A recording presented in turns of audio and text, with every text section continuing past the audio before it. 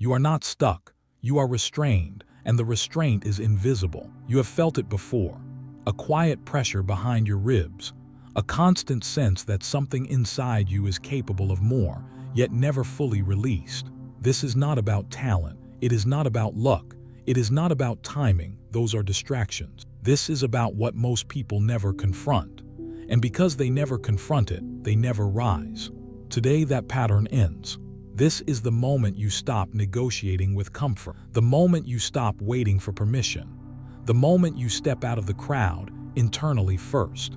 You are not here by accident. You are here because part of you is already awake. Listen carefully now. What you are about to hear will not entertain you. It will restructure you from the inside out. This is where everything begins to change permanently for you. Chapter 1. The Invisible Ceiling. Stand still for a moment, not physically. Internally, let everything quiet down. You do not need to move yet. You do not need to act, you need to see. There is a ceiling above you, not made of stone, not made of steel. You cannot touch it. You cannot point to it. Yet it has shaped every decision you have made for years. You live beneath it. It is invisible, which is why it is powerful. You were not born with this ceiling. You learned it, slowly, silently, one small agreement at a time. An agreement to stay reasonable, an agreement to stay comfortable, an agreement to not push too far, dream too loud, or move too fast. At first it felt responsible, sensible, mature. Later it became familiar. Now it feels normal. That is how ceilings work. They do not announce themselves. They wait until you stop looking up. Imagine a room with no visible roof. The walls are clear. The space feels open. You stretch your arms and nothing stops you, so you assume there is no limit. But every time you jump, you stop at the same height. Every time you reach, you fall short by the same distance. Eventually, you stop jumping. You stop reaching. Not because you cannot go higher, but because you expect not to. This is the invisible ceiling. Most people never question it. They decorate beneath it. They organize their lives around it. They build routines that fit comfortably under it. And then they call that life realistic. You are different. You are here because something in you has noticed the pressure. You have felt the moment when ambition rises and is quietly pressed back down. You have felt the hesitation before speaking, acting, choosing. You have felt the internal voice that says, "This is enough," even when it is not. That voice is not wisdom. It is conditioning. You did not stop reaching because you ran out of ability. You stopped because you accepted a story about what was possible. Look closely. The ceiling is not enforced by the world. It is enforced by agreement, your agreement. An agreement with fear that says, "Do not risk too much." An agreement with routine that says, "Do what you have always done." An agreement with approval that says, "Do not stand out." None of these agreements were signed in a single moment. They were signed in repetition. Every time you chose comfort over courage. Every time you delayed a decision you knew mattered. Every time you stayed quiet when you should have spoken. This is not a failure. This is awareness. Feel the discomfort rising now. Do not push it away. Discomfort is not danger. It is information. It is the signal that you are touching the edge of something true. There is a version of you beneath this ceiling, and there is a version of you above it. They do not coexist peacefully. One survives, the other rises. This is where conflict begins. Your old self values safety, predictability, approval. It wants to keep things manageable. It wants to avoid embarrassment, rejection, uncertainty. It speaks in reasonable tones. It sounds logical. It says later, soon, when the time is right. Your emerging self speaks differently. It does not shout. It does not argue. It simply refuses to shrink. It asks harder questions. It notices patterns. It feels restless in familiar spaces. That restlessness is not impatience. It is growth pressing against a boundary. Most people misunderstand this feeling. They label it dissatisfaction. They try to soothe it with distractions. More comfort, more noise, more explanations. They stay busy so they do not have to look up. You are not here to soothe it. You are here to understand it. The invisible ceiling thrives on unexamined habits. Habits of thought, habits of response, habits of identity. You do not rise to a new level by force. You rise by removing what has been quietly holding you down. Notice how often you edit yourself before the world ever has a chance to respond. Notice how often you decide something will not work before trying. Notice how often you confuse realism with limitation. This is not self-awareness meant to shame you. This is self-awareness meant to you. You cannot break a ceiling you refuse to acknowledge. But once you see it, it loses its authority. Stand still now, look up. Not with your eyes, with your attention. Ask yourself a simple question without judgment, without explanation. Where did I stop reaching? There was a moment, there is always a moment when effort met resistance, when enthusiasm met silence, when confidence met doubt. You adjusted, you adapted, you told yourself a story to make sense of it. That story became your ceiling. You are not here to erase the past. You are here to outgrow it. Awareness creates a crack, not a dramatic break. A crack, small, precise, irreversible. Once light enters, the structure is compromised. This is the first identity shift. You are no longer someone who lives unaware beneath limits. You are someone who notices them. That alone changes how you move. You do not need to rush. You do not need to prove anything yet. You need to stay conscious. You need to resist the urge to fall back into automatic patterns. Stand still, look up, decide. Decide that you will no longer accept limits without examining. Decide that comfort will no longer be your primary guide. Decide that your potential deserves investigation, not assumption. Feel the tension. Let it exist. Tension means you are between versions of yourself. Say it quietly but clearly. I am aware. I am waking up. This chapter does not end with answers. It ends with vision. You have seen the ceiling, and now that you have seen it, you cannot unsee it. Something has shifted, and once awareness begins, the ceiling never feels the same again. Chapter 2. Comfort is the most dangerous drug. Comfort does not arrive loudly. It slips in quietly. It feels harmless, familiar, deserved. It tells you that you have done enough for today, that you can rest now, that there is no urgency. Comfort never asks for permission. It offers relief. At first, comfort feels like balance, like stability, like reward. You tell yourself it is healthy. You tell yourself you have earned it, and sometimes you have. But comfort does not leave when it has served its purpose. It stays, it settles, it rearranges your priorities without asking. Comfort is not evil, it is seductive. It works slowly, patiently. It does not demand your ambition all at once. It takes it in small trades, one postponed effort, one softened goal, one moment where you choose ease instead of growth. You do not notice the loss immediately. That is the danger. Comfort numbs ambition the way anesthesia numbs pain. You are still alive, still functioning, still moving, but the sharp edge that once pushed you forward becomes dull. You stop feeling the urgency to stretch, to risk, to rise. Ask yourself honestly, when was the last time you chose the harder path when no one was watching? Comfort convinces you that struggle is optional. That discipline can wait. That intensity is unnecessary. It reframes discomfort as something to avoid instead of something to respect. This is how potential goes quiet. You were not meant to live in constant strain, but you were not meant to live anesthetized either. Growth requires sensation. It requires awareness. It requires you to feel the weight of effort and still move forward. Comfort interrupts that process. It tells you that tomorrow will be easier. That motivation will return on its own. That clarity will arrive without pressure. But clarity does not come from ease. It comes from engagement. Comfort delays the confrontation between who you are and who you could become. It stretches that distance just enough that you stop feeling the gap. And once you stop feeling the gap, ambition loses its edge. This is not about luxury. This is not about rest. This is about dependency. Comfort becomes dangerous the moment you need it to function. Notice how discomfort now feels foreign. Notice how effort feels heavier than it used to. That is not weakness. That is adaptation. You have adapted to ease, and ease, when unchallenged, shrinks capacity. You begin to negotiate with yourself. You begin to justify. You begin to lower standards quietly, internally, without announcement. No one else sees it. That is why it works.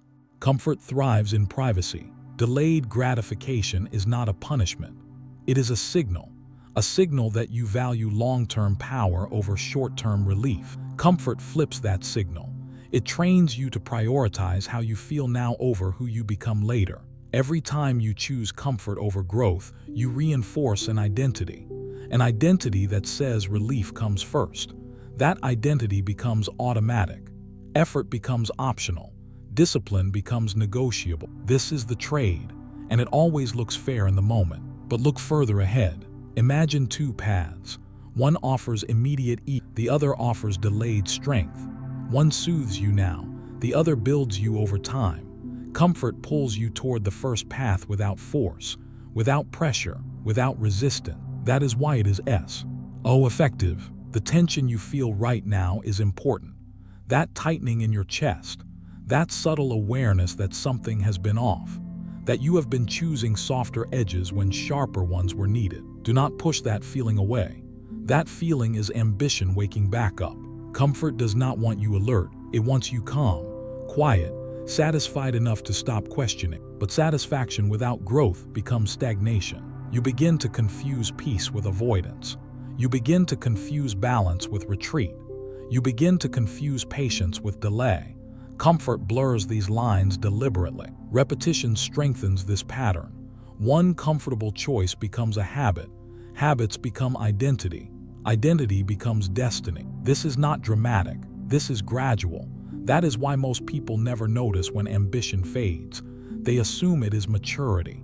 They assume it is realism. They assume it is life settling down. But something inside them knows the truth. That something is inside you now. Feel the pull of comfort. Feel how it invites you to relax your standards. Feel how it whispers that effort can wait. That intensity is unnecessary. That urgency is exaggerated. Do not obey it. Comfort is not the enemy. Obedience to comfort is. You are not meant to eliminate comfort. You are meant to control it, to decide when it serves you and when it weakens you. Leadership begins with that decision. This is where emotional tightening becomes strength, where awareness sharpens resolve, where you stop drifting and start choosing. Delayed gratification is the language of leaders. It says, I can wait. It says, I am building something. It says, my future self matters. Comfort speaks a different language. It says, enough, even when it is not. Notice how your body reacts when you consider choosing effort again. Notice the resistance. That resistance is not a sign to stop. It is a sign that comfort has been in control for too long. You are not broken. You are recalibrating. Relief comes when you reclaim authorship over your choices. When you stop reacting to sensation and start responding to intention. When you decide that growth, not ease, sets your direction. Take a breath here, not to relax, to center. You are capable of holding discomfort without being consumed by it. You are capable of delaying relief without losing yourself. You are capable of choosing the long path. This is empowerment, not punishment. Feel the pull, do not obey it. Say it internally, let it land. I choose growth. I rise. Comfort will test you again. It always does. It will return when you are tired, when you are alone, when no one is watching. That is when leadership is formed. This chapter does not ask you to abandon ease forever. It asks you to stop surrendering to it unconsciously, to stay awake inside your choices, to remember what you are building. Something is tightening now, not fear, focus. And as focus returns, ambition follows. You are not moving backward anymore. You are preparing to move forward with intention. Hold that awareness. The next step will require it. Chapter 3, The Lie of One Day. One day sounds harmless, responsible, patient. It does not feel like avoidance. It feels like planning. It feels like wisdom. But one day is not a plan. It is a delay dressed in calm language. One day never says no. That is why it is trusted. It simply says not now. And that small shift changes everything. You have used it before, quietly, casually. You told yourself one day you will focus more. One day you will step forward. One day you will commit fully. One day you will become serious about what you already know matters. One day kept the peace inside you. It allowed you to postpone discomfort without feeling dishonest. It gave you permission to stay where you are while believing you were still moving forward. That is the lie. Time is not usually lost in dramatic failures. It is lost in gentle delays. In moments where nothing goes wrong but nothing truly happens either. In days that feel fine, acceptable, manageable. Days that stack quietly into years. Fear rarely announces itself as fear. It prefers softer disguises: patience, caution, timing, readiness, all reasonable, all convincing, all capable of keeping you still. Procrastination is fear wearing patience. It does not shout. It whispers. It waits until you are tired, distracted, or alone. Then it offers relief through postponement. It tells you that action can wait without consequence. But waiting always has a cost, even when it feels calm. Think back. There were moments when you felt a clear pull to act. A conversation you knew you needed to have. A decision you knew you needed to make. A direction you felt drawn toward before you talked yourself out of it. You did not say no. You said one day. That moment passed. Another replaced it. Life continued. You adjusted. And slowly the urgency faded. Not because it was resolved, but because it was delayed long enough to feel distant. This is how identity tension grows. Quietly. You begin to live between who you are and who you know you could be. That gap creates pressure. When ignored, it turns into numbness. You tell yourself you are being patient, but patience is active. It has direction. It is chosen. Procrastination is passive. It avoids direction while pretending to wait for it. One day keeps you in preparation mode, always almost ready, always nearly there, always gathering more information, more certainty, more confidence, as if confidence arrives before action instead of after it. This is where urgency must rise. Not panic, not stress, clarity. You do not need more time. You need more honesty about how you are using the time you already have. One day removes urgency by suggesting the future is guaranteed, but the future is built from decisions made in ordinary moments. And ordinary moments are easy to postpone. You have lived days where nothing went wrong, yet something important was missed. You went asleep knowing you avoided something, not consciously, gently, with reasonable explanation. That is how lives drift. Fear prefers comfort, but it uses time as its favorite shield. It says you can always start later. It says there is no rush. It says this moment is not ideal. And because it sounds calm, it sounds intelligent. But deep down, you know the difference between patience and avoidance. You feel it in your body. A subtle tension when you delay. A quiet dissatisfaction when you say one day again. A sense that you are not fully aligned with yourself. That feeling is not pressure from the outside. It is pressure from the future version of you that is waiting to be built. Every postponed action teaches your nervous system something. It teaches it that delay is acceptable. That discomfort can be avoided. That intention does not require movement. Over time, that lesson becomes automatic. You stop feeling urgency not because things are resolved, but because you have trained yourself to ignore the signal. This chapter is not here to accuse, it is here to wake you up. Look at how many versions of your life exist only in your head. Conversations you have rehearsed but never had. Projects you have planned but never started. Standards you believe in but do not consistently live by.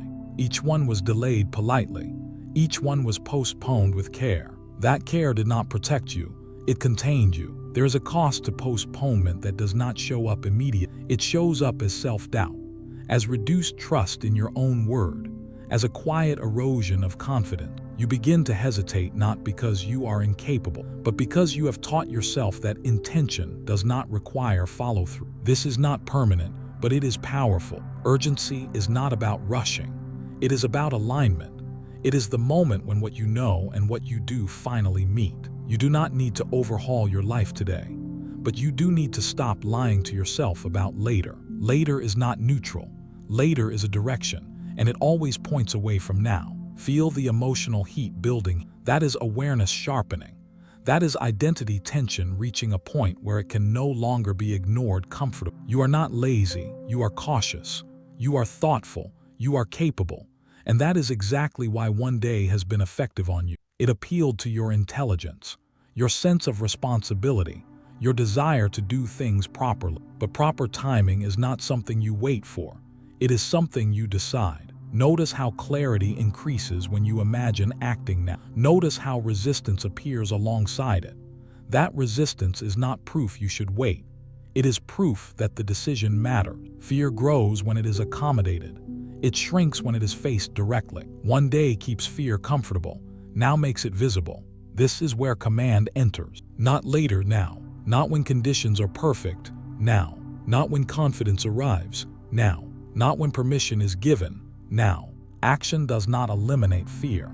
It rearranges your relationship with it. It moves you from negotiation to leadership. Relief comes when you stop postponing your own life, when you stop carrying the weight of unfinished intentions, when you choose movement over mental rehearsal. You feel lighter not because things are easier, but because they are honest. Empowerment follows alignment. When you act in the direction you know is right, energy returns, focus sharpens, confidence rebuilds itself through evidence. You are not behind, you are not late, you are here, and here is enough to begin. Say it internally, let it anchor. I act. I decide who I become. This does not mean reckless action. It means chosen action. One clear step that breaks the pattern of delay. One decision that proves to you that one day no longer controls you. The future does not open to intention. It opens to movement. You can feel it now. The shift from waiting to readiness. The subtle click of alignment. The sense that something long postponed is finally within reach. Hold that feeling, because the next challenge will not be about starting. It will be about staying. Chapter 4. Discipline is not punishment. Discipline has been misunderstood for a long time.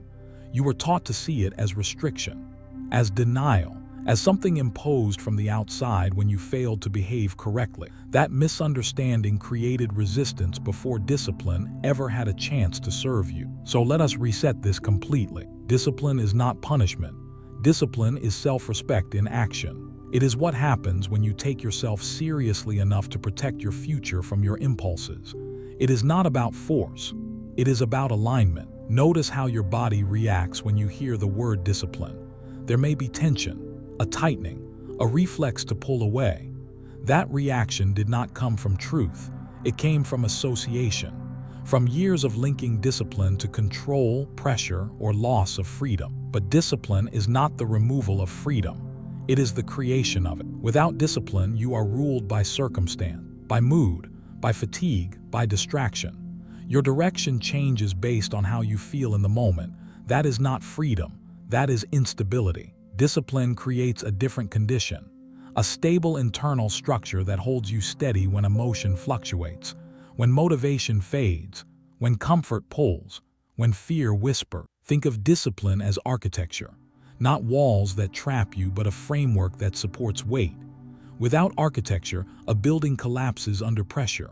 With it, the structure rises higher, stronger, and more open. You are building internal architecture now. This is not about rigid schedules or harsh rules. It is about consistency, about making clear decisions once so you do not have to renegotiate them every day. Discipline removes friction from progress. It simplifies life by reducing internal debate. When discipline is absent, everything feels heavy.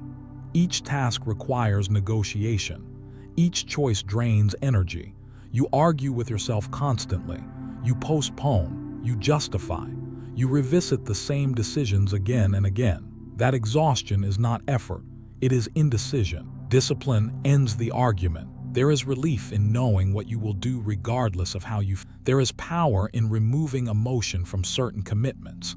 Not because emotion is bad, but because it is variable. You do not want your identity to be variable. Self-respect means showing up even when the mood is wrong. It means honoring commitments you made when you were clear, not breaking them when you are tired. It means treating your goals as non-negotiable, not optional. This is where resistance often appears. Resistance says discipline will make life smaller, that it will reduce joy, that it will turn you rigid. But look closely. Where has lack of discipline taken you? Drifting does not create joy. Chaos does not create peace. Avoidance does not create freedom. They create anxiety disguised as ease. Discipline replaces anxiety with clarity. The moment you commit, something inside you relaxes. The mind stops scanning for alternative. Energy that was spent debating becomes available for execution. This is the emotional release that follows command. Command does not mean harshness. It means direction. Commit. Feel how that word lands differently now. not as pressure but as grounding. Commitment stabilizes. It anchors you in a chosen direction. It removes the constant question of should I or shouldn't I. When you commit, you stop leaking energy. Discipline does not demand perfection. It demands consistency. You do not need to do everything. You need to do the essential things reliably. Progress is not built on intensity spikes. It is built on repeatable action. That is why discipline works when motivation fails. Motivation is emotional. Discipline is structural. One lifts you temporarily. The other carries you permanently. You have felt moments of motivation before. Surges of clarity, bursts of intention. They felt powerful, but they faded. Not because you were weak, but because motivation alone cannot hold weight. Discipline holds weight. This is where alignment replaces resistance. When your actions match your values, friction disappears. You stop feeling divided. You stop pulling in opposite directions. You stop promising yourself things you do not keep. Keeping your word to yourself is one of the strongest forms of self-respect. Each time you follow through, trust builds. Not external trust, internal trust. That trust changes how you carry yourself, how you speak, how you decide. You move differently when you trust yourself. Discipline is how that trust is built. You are not forcing yourself into a mold. You are shaping a structure that supports who you are becoming. You are choosing constraints that protect growth, not suppress it. Look at any area of your life where you feel calm confidence. That calm did not come from randomness. It came from predictability. From knowing what you will do, from having boundaries that remove uncertainty. Discipline does that across your life. It creates space, mental space, emotional space. You spend less time correcting, repairing, recovering. You spend more time building. The idea that discipline is harsh comes from trying to apply it without purpose. Discipline without meaning feels oppressive. Discipline with direction feels empowering. Your direction matters. You are not disciplining yourself to impress anyone. You are not doing it to conform. You are doing it to become reliable to yourself. This is leadership at the most basic level. Before you lead others, you must lead your habits. Before you command situations, you must command your responses. Before you expand outward, you must stabilize inward. This is not glamorous. It is foundational. Internal architecture is invisible, but it determines everything that stands above it. Notice the relief now. The sense that you do not need to figure everything out at once. You just need to decide what is non-negotiable, what you will do even when it is inconvenient. That decision simplifies life. Discipline removes drama. It replaces emotional swings with steady progress. It does not eliminate feeling. It prevents feeling from controlling direction. You are not becoming rigid. You are becoming grounded. Grounded people are adaptable because they are not reactive. They respond from structure, not impulse. They bend without breaking. They adjust without losing themselves. This is freedom. Freedom is not doing whatever you want in the moment. Freedom is being able to do what you decided matters most. Discipline gives you that ability. Hold the line. That phrase is not about resistance. It is about continuity, about maintaining direction when distraction appears, about staying aligned when the initial excitement fades. You will not always feel strong. Discipline does not require that. It requires presence, awareness, follow-through. Each disciplined action reinforces your identity. You begin to see yourself as someone who shows up, someone who completes, someone who can be trusted. That identity is powerful. You no longer need external pressure. You do not need reminders. You do not need to be pushed. You move because it is who you are. This is where emotional release deep. The pressure of proving yourself dissolves. You are no longer chasing validation.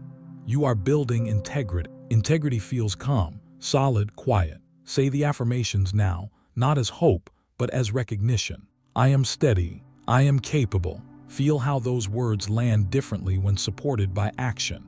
Capability is not a feeling. It is a pattern. You are building that pattern now. Discipline does not remove joy. It removes guilt.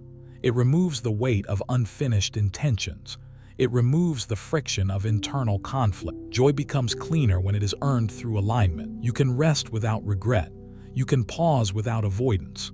You can enjoy without escaping. This is self-respect. Commit, hold the line. not aggressively, intentionally. The structure you build here will carry you forward, and once it is in place, something unexpected happens. Movement becomes easier. You no longer rely on emotion to begin. You no longer negotiate with comfort. You no longer delay because you feel unsure. You act because you decided. That decision has shifted you, and as discipline settles into identity, the next challenge will not be about control.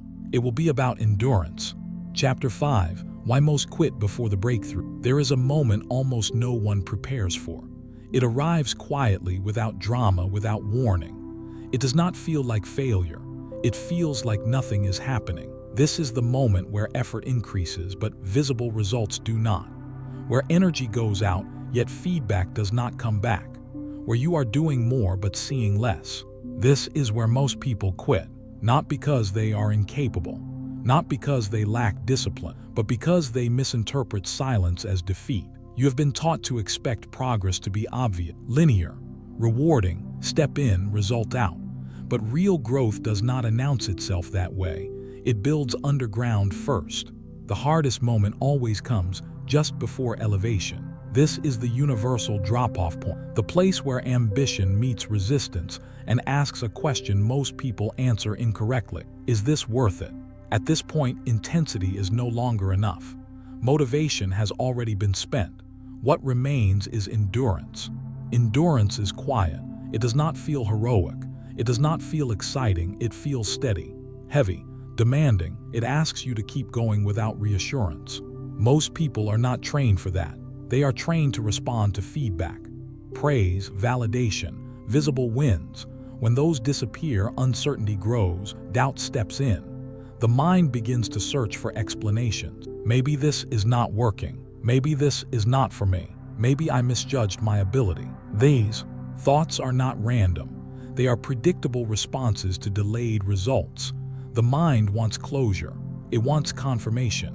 When it does not get it, it fills the gap with interpretation. That interpretation determines whether you endure or exit. This is the moment where many capable people quietly step back. They do not announce it. They rationalize it. They call it a pivot, a pause, a reassessment. But internally, it is retreat. They were not beaten.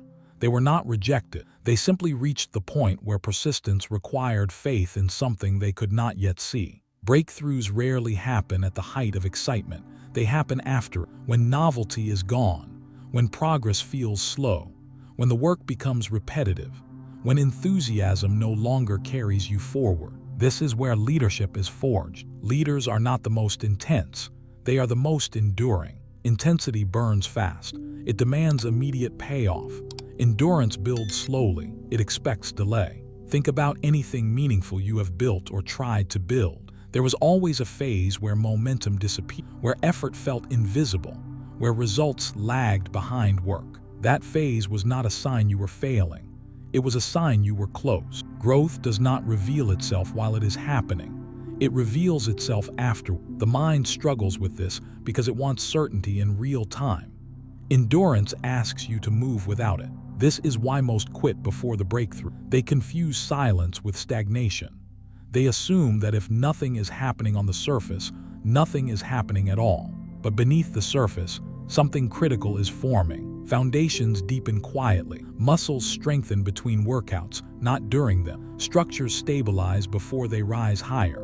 The most important changes are often the least visible. This chapter is not about forcing optimism. It is about accurate perception. You must learn to recognize the drop-off point not as danger, but as transition. The emotional experience at this stage is specific. Fatigue without reward, effort without applause, commitment without clarity.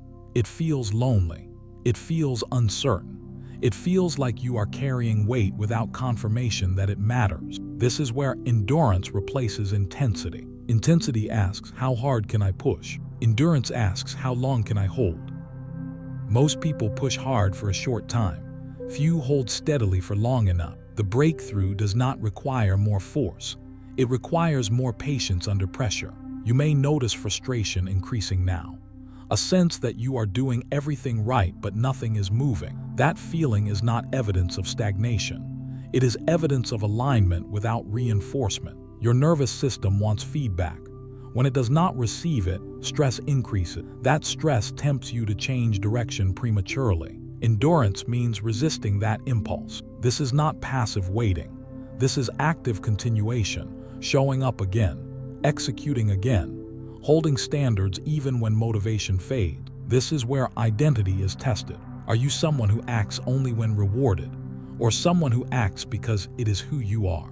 The answer is not spoken, it is demonstrated. Endurance is identity in motion. Most people believe quitting feels dramatic.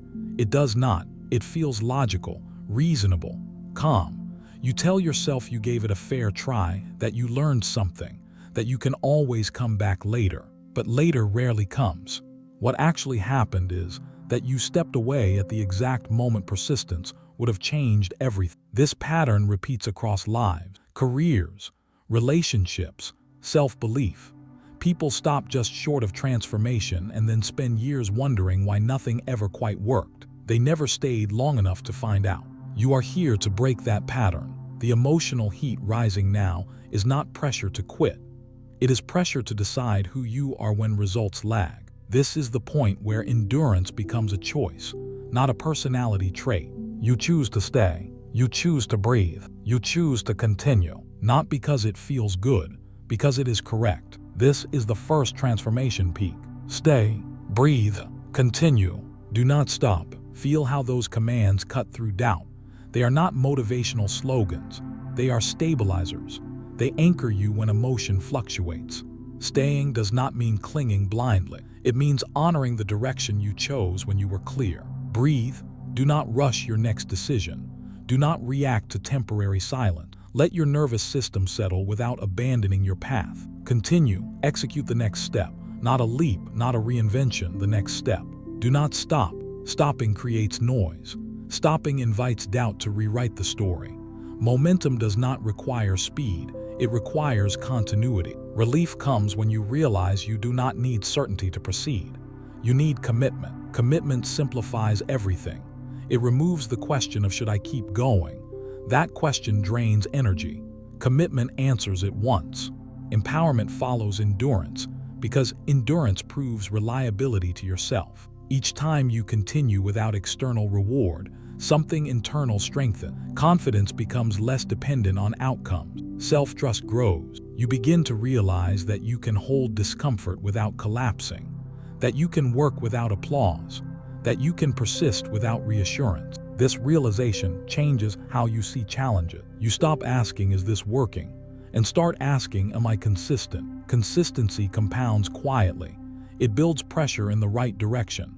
Eventually, that pressure releases. That release is the breakthrough. Breakthroughs are rarely sudden to the person who endured. They feel earned, inevitable, almost obvious in hindsight. But they only appear that way after you pass the drop-off point. You are passing it now. This is where many turn back, where excuses sound reasonable, where alternatives look attractive, where comfort reappears offering relief. Endurance says no. Not angrily, not dramatically, calmly. No, you hold the line. You do not need to accelerate. You need to remain. You may feel tired here. That does not mean stop. It means adjust pace, not direction. Endurance is flexible. It allows recovery without abandonment. Intensity collapses when tired. Endurance adapts. That is why endurance wins. This chapter is not asking you to grind endless. It is asking you to stop mistaking fatigue for failure, to stop mistaking silence for stagnation. What you are building requires time, and time tests commitment. Say the affirmations now, not as hope, but as recognition of what you are doing. I endure. I rise. Endurance is not glamorous. It does not trend. It does not impress quickly, but it separates those who visit potential from those who live there. You are learning to live there. The breakthrough is not something you chase. It is something you reach by refusing to leave. Stay, breathe, continue. Do not stop. As you hold this line, something shifts quietly. Your relationship with effort changes. You stop measuring worth by speed. You stop demanding immediate proof. You become someone who finishes. And once that identity settles, the next phase begins. Because endurance does not just carry you forward, it prepares you for what comes after the breakthrough.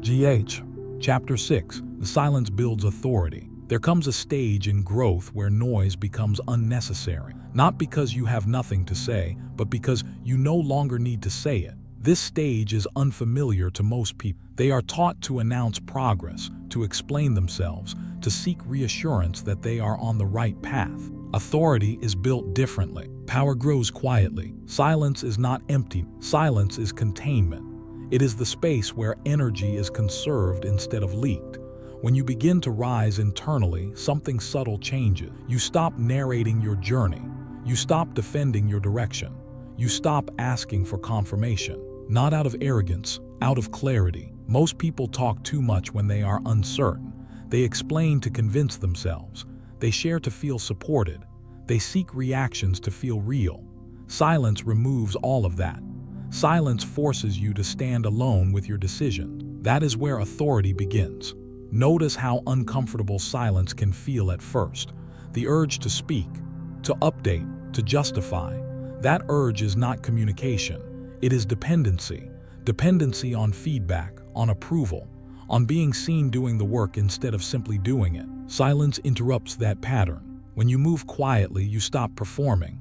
You start building. There is strength in not being observed. When no one is watching, your actions are pure.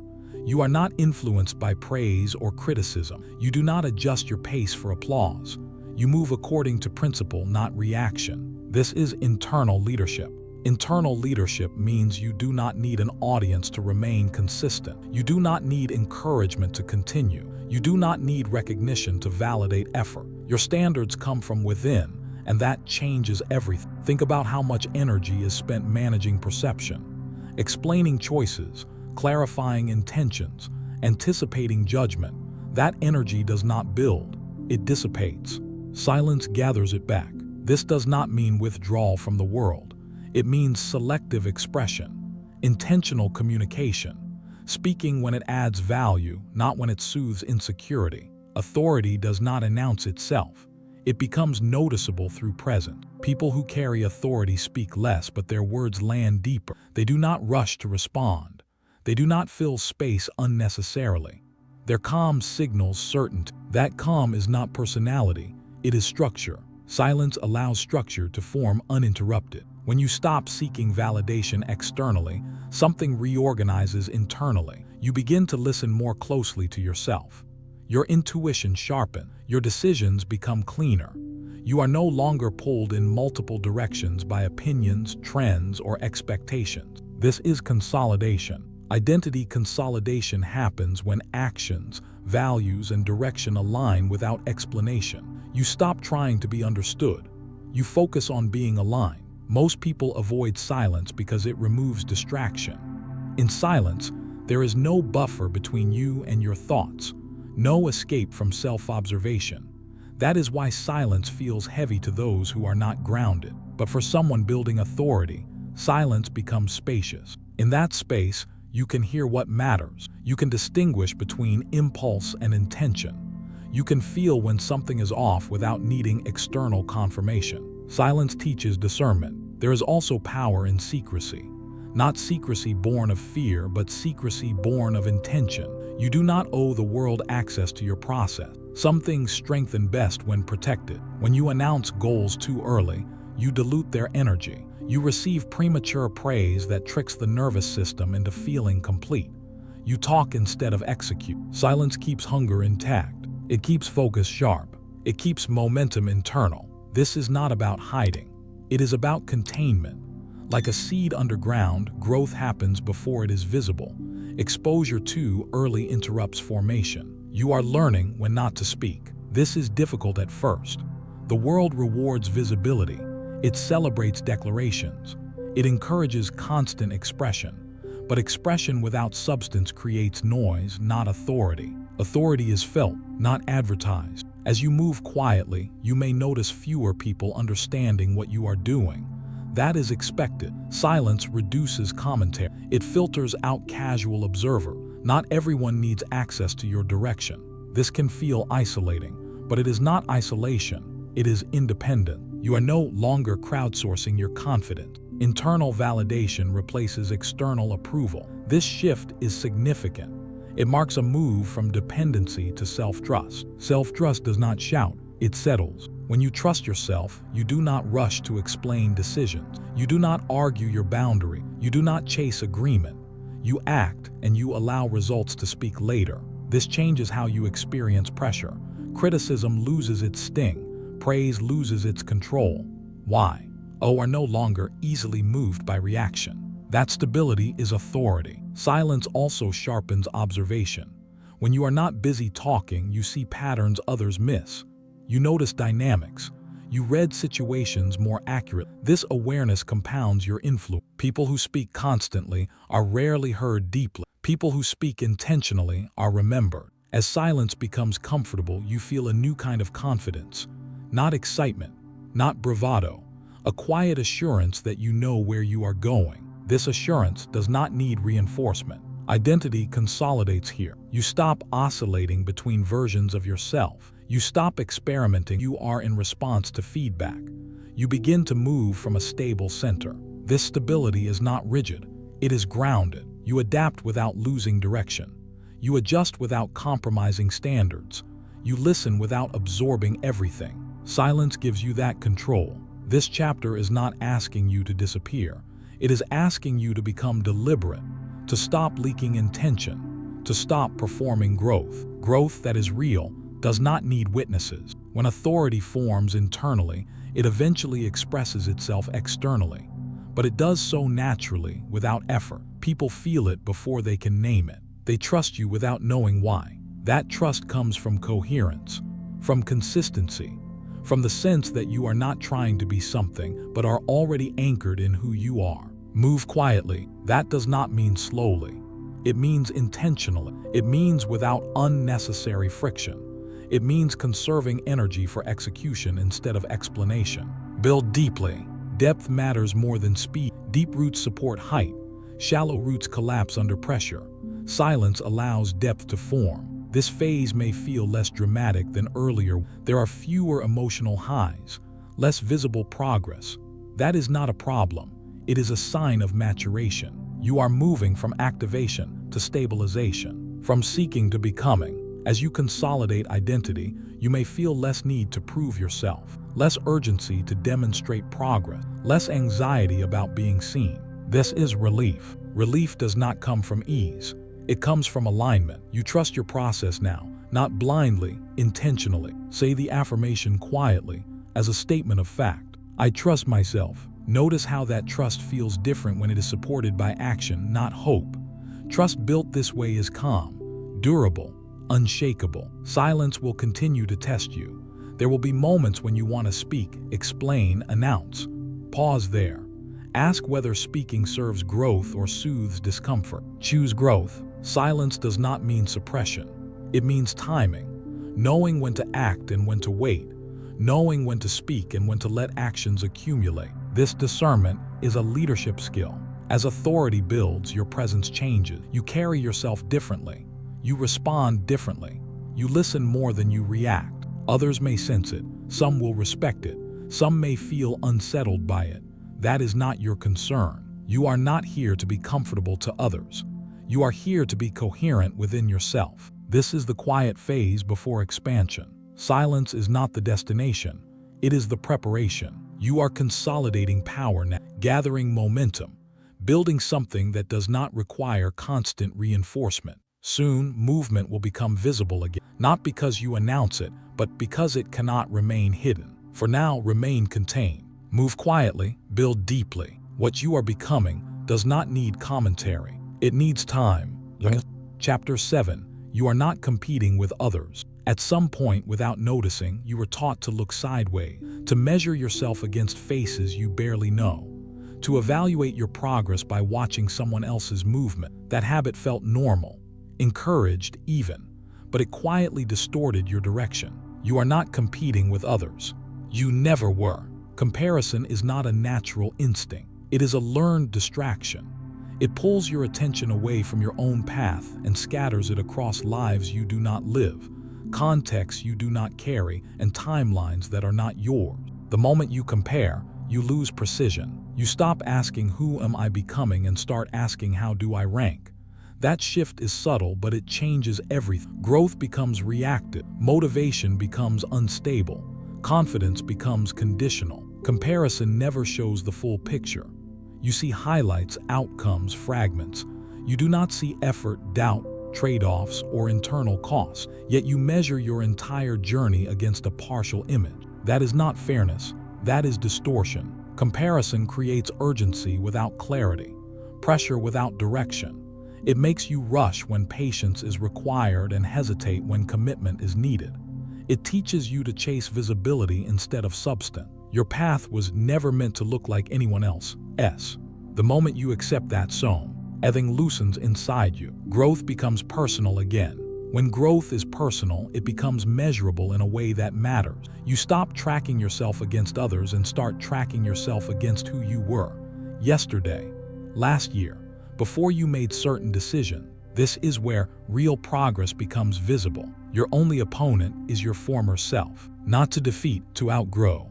The former version of you had different awareness, different tools, different discipline. Holding yourself to that standard now would be dishonest. You are no longer that person. You carry more insight, more responsibility, more capacity. Competing with your former self is not about regret. It is about continuity. You ask better questions now. You tolerate less distraction. You recover faster from setbacks. You move with more intention. These shifts may not look impressive from the outside, but they are permanent. Comparison ignores these internal gains. It reduces growth to visible milestones, titles, speed, recognition. But leadership is not built on comparison metrics. It is built on self-command. When you stop competing with others, you reclaim energy, mental energy, emotional energy, focus. Instead of monitoring external movement, you invest inward. This does not make you complacent. It makes you precise. Precision beats intensity every time. You no longer rush to keep up. You no longer slow down to fit in. You move at the pace required for your development. This is maturity. Look closely at how comparison affects decision-making. When you compare, you choose paths based on appearance, not alignment. You pursue what seems impressive instead of what is correct for. That leads to burnout, not mastery. Mastery requires consistency in one direction over time. Comparison pulls you off that line repeatedly. Each sideways glance introduces doubt. Each comparison creates unnecessary tension. You are not behind, you are not ahead, you are here. And here is where your work is. The former version of you avoided certain conversations. You do not. The former version of you delayed action. You act sooner. The former version of you needed approval. You rely less on it now. These are victories comparison cannot measure. Transformation peak 2 begins here. Not with noise, but with clarity. Look forward, not sideways. Forward means toward your standards, toward your values, toward your long-term direction. It means asking one question consistently. Am I moving with more integrity than before? If the answer is yes, you are winning. Comparison also creates unnecessary suffering. It convinces you that someone else's success diminishes yours, that there is limited space at the top. That progress is a race with only one winner. This is false. Growth is not a competition because it is not finite. Your development does not reduce another's. Another's success does not threaten your potential. These ideas only feel real when identity is fragile. As identity consolidates, comparison loses relevance. You begin to admire without envy, to observe without measuring, to learn without self-judgment. Other people's progress becomes information, not pressure. That is strength. When you stop competing externally, you can finally compete internally in a healthy way. Not through criticism, but through refinement. You ask yourself, am I more disciplined than before? Am I more focused?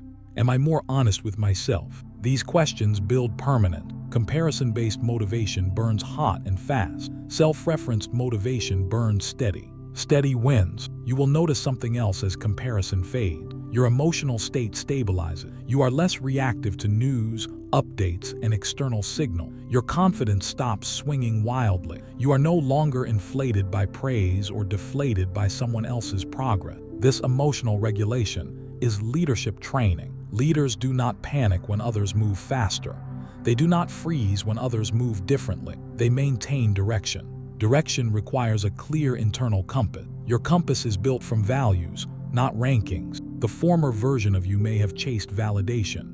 That made sense then. Validation was a substitute for self-trust. Now, self-trust is growing. Validation becomes optional. This does not mean you stop caring. It means you stop depending. Dependence makes comparison unavoidable. Independence dissolves it. You still notice others. You are not blind, but you no longer measure your worth against their outcomes. You measure your alignment against your intentions. That is a fair measurement. The tension you feel when comparison fades is normal. Comparison provided stimulation, drama, emotional spikes. Without it, things feel quieter, more focused, less chaotic. That quiet is not emptiness. It is concentration. Concentration allows depth. Depth allows mastery. Mastery creates authority. This is the chain. As you redirect attention inward, you begin to see patterns clearly.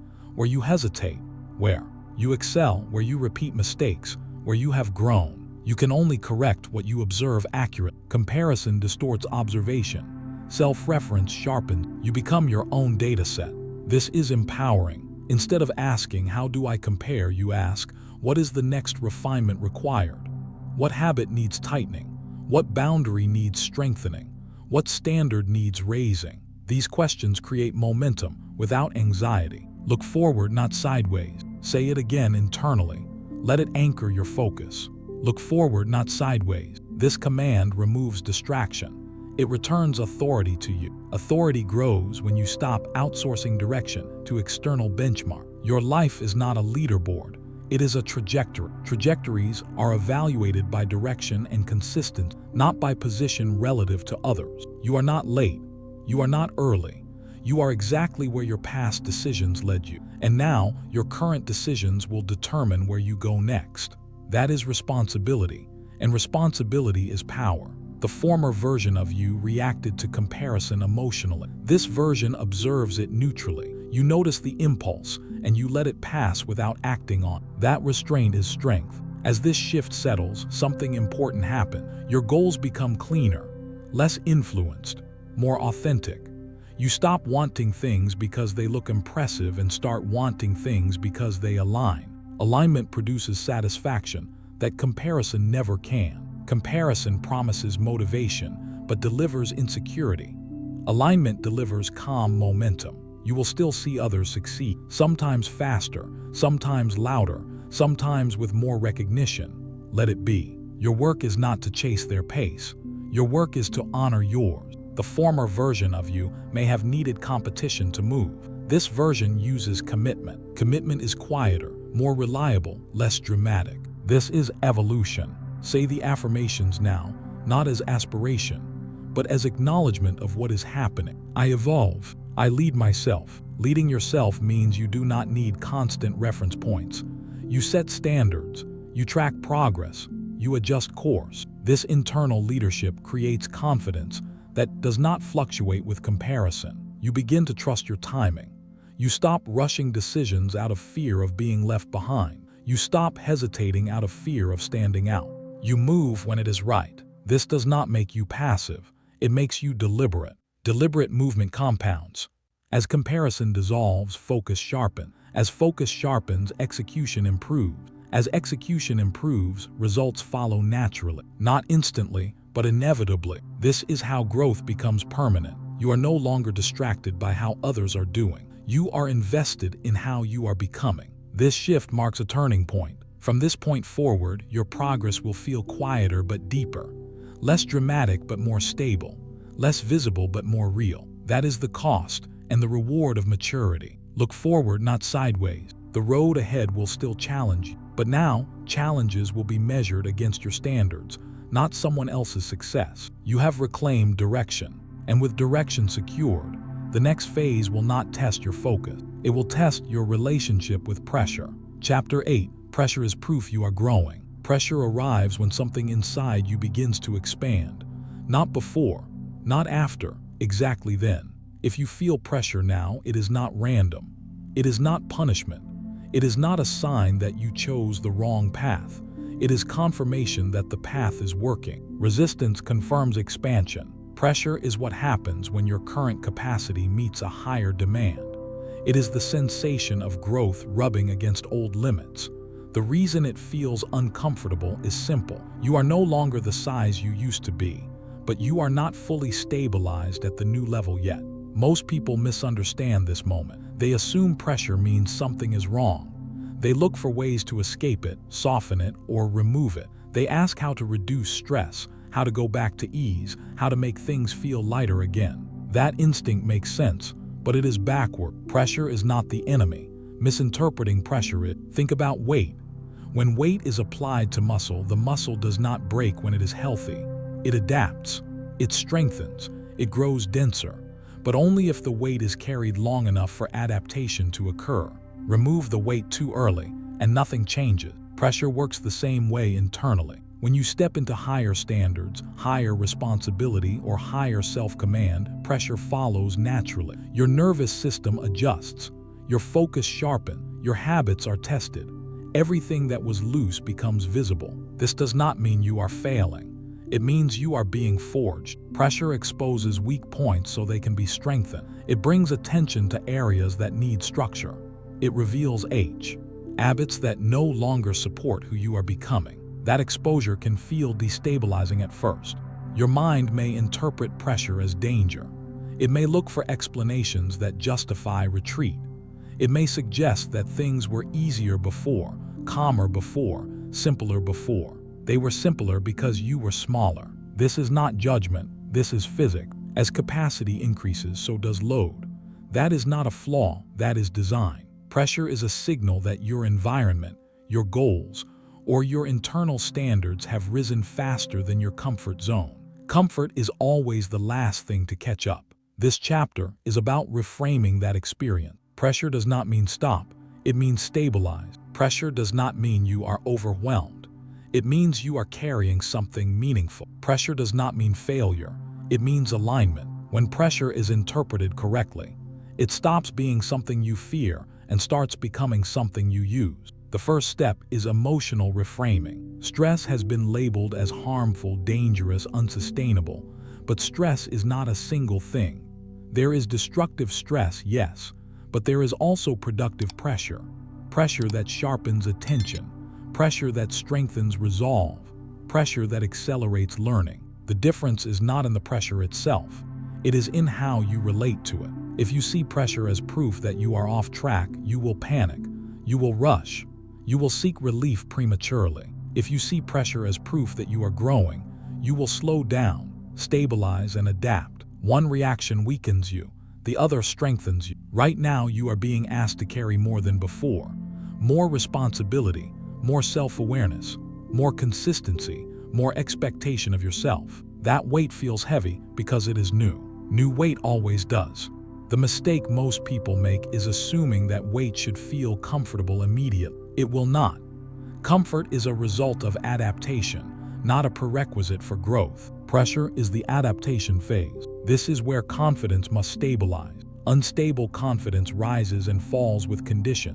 When things feel smooth, confidence is high. When pressure increases, confidence drops.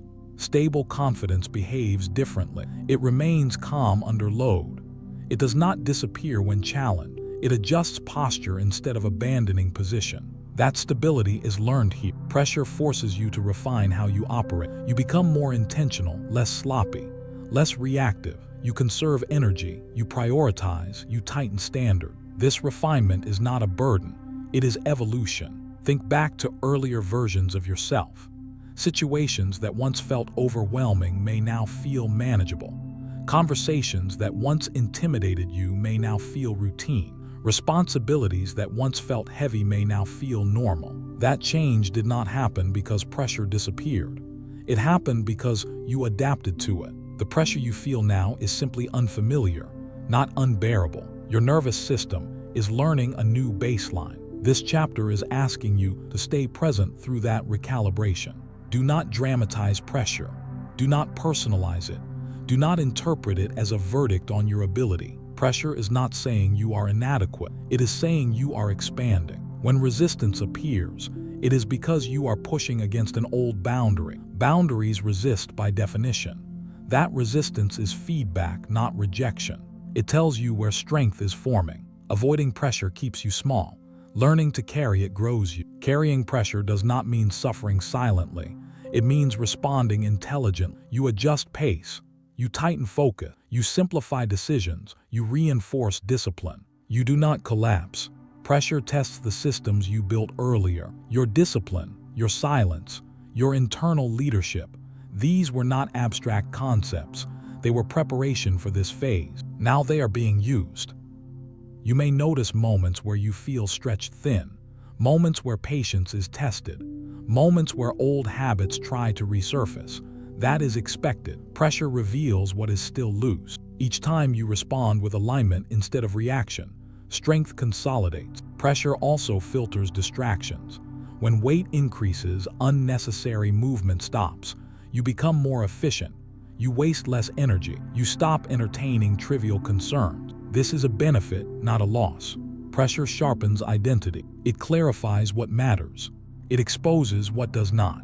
Under pressure, you learn what you truly value because only essential things survive load. This is how character is refined. People often admire calm confidence without realizing what created it. Calm confidence is not the absence of pressure. It is familiarity with. You become calm under pressure by staying present inside it long enough to adapt. Running resets the process. Staying completes it.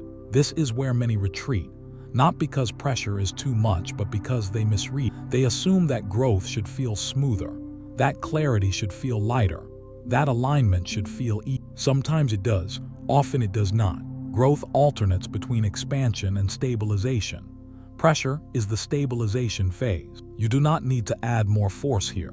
You need to shape what you are carrying. Carry it.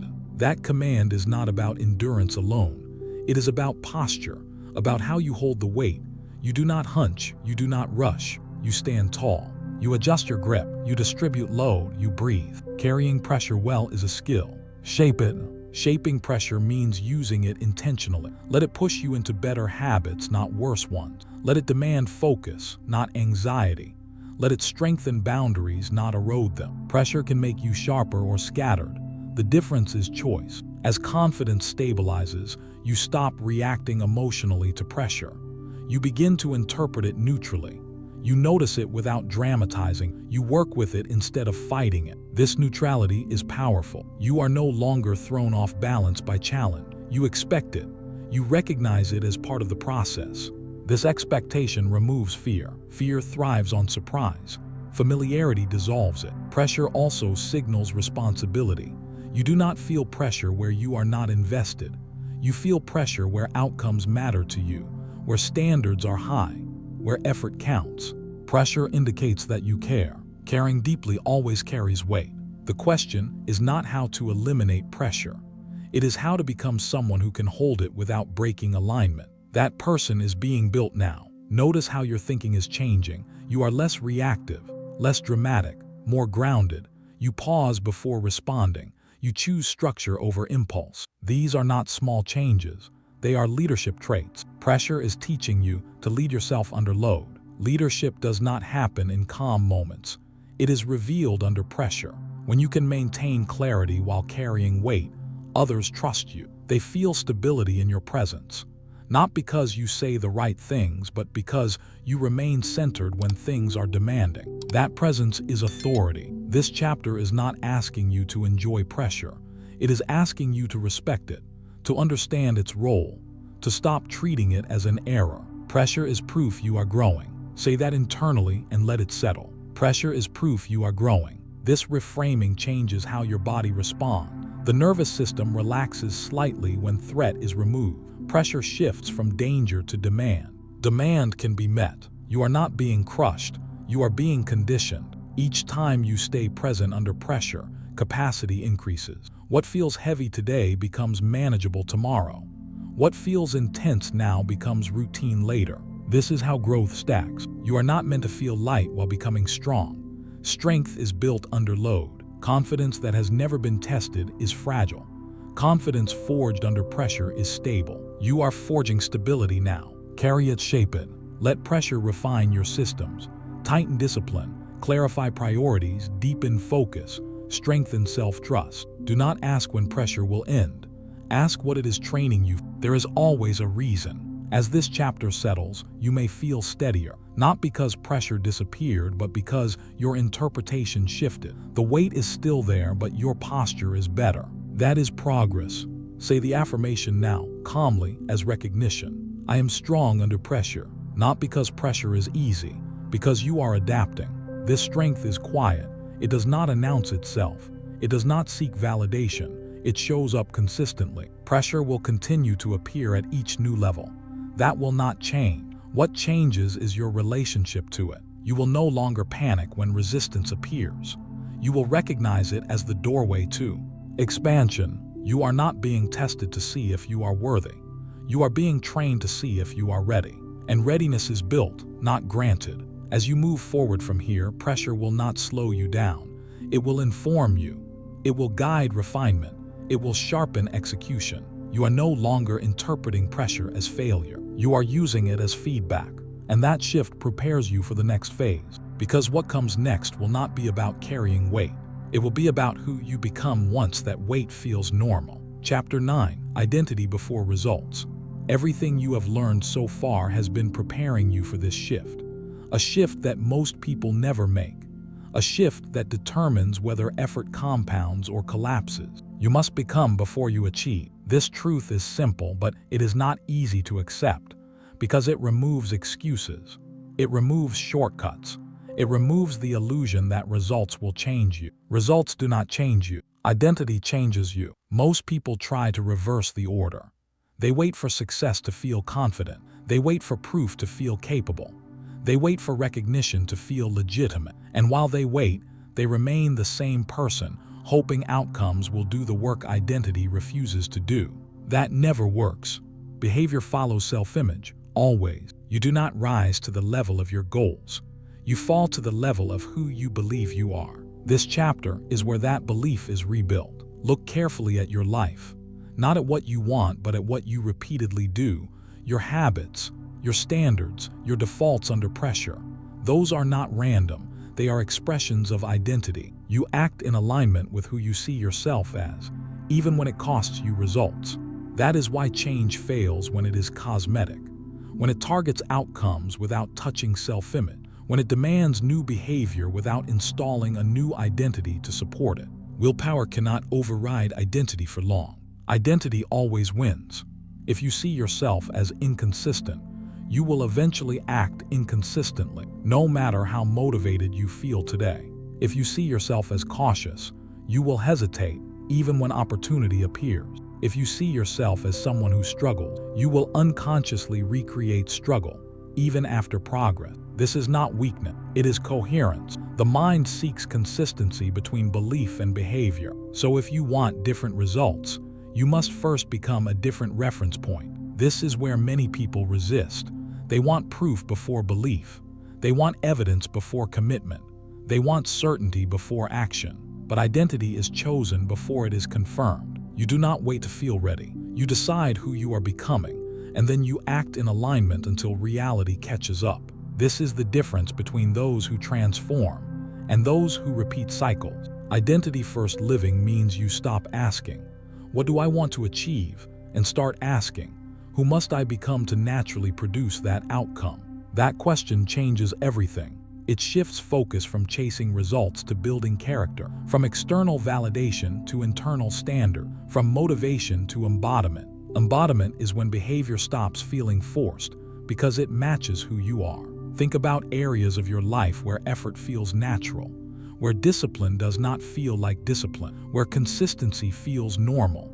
In those areas, identity is already installed. You do not negotiate with yourself there. You do not need reminders. You simply act. That is not talent. That is identity alignment. Now imagine living that way across your entire life. That is what this chapter is about. The world teaches you to perform, to adapt behavior temporarily to get outcomes, to act confident, disciplined, focused until results appear. But performance collapses under pressure. Identity holds. When pressure increases, you do not rise to ambition. You default to identity. That is why identity must be built before results. This is not about pretending. It is not about affirmations disconnected from action. It is about deliberate identity installation through repeated aligned behavior. You choose who you are becoming. Then you act as that person would act, even before it feels natural, especially before it feels natural. At first, this creates tension. The tension between old identity and new behavior. That tension is not a sign to stop. It is a sign the shift is working. Identity change always feels uncomfortable before it feels stable. You are stepping out of familiarity. Your old identity will resist. It will pull you back toward known patterns. It will remind you of who you used to be.